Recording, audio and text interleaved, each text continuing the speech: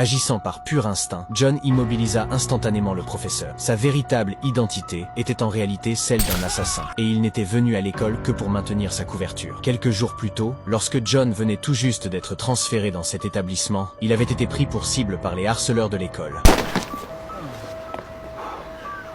Après avoir reçu un coup de poing, l'expression de John resta parfaitement inchangée. La douleur n'était pour lui rien de plus qu'une simple chatouille. Le groupe lui vola ensuite son portefeuille. John ne s'en inquiéta pas, mais lorsqu'ils ont commencé à se moquer d'une photo de lui avec sa famille, il reprit immédiatement la photo, prêt à leur donner une leçon. C'est alors qu'un professeur apparut derrière lui. Les harceleurs se dispersèrent à contre-cœur, frustrés. Incapables d'intimider John, ils ont reporté leur colère sur sa voisine de classe, Kelly. Ils lui jetèrent toutes sortes de déchets dessus en proférant diverses insultes. Tout ce que Kelly pouvait faire, c'était nettoyer en silence. De toute évidence, elle avait l'habitude d'un tel traitement. Puis un jour, ils entraînèrent Kelly dans le laboratoire et lui ont volé toutes ses économies du mois. Lorsque Kelly tenta de récupérer son argent, ses vêtements furent déchirés au cours de la lutte. John avait vu toute la scène depuis l'entrée. Il savait qu'il était temps de donner une leçon à ces voyous.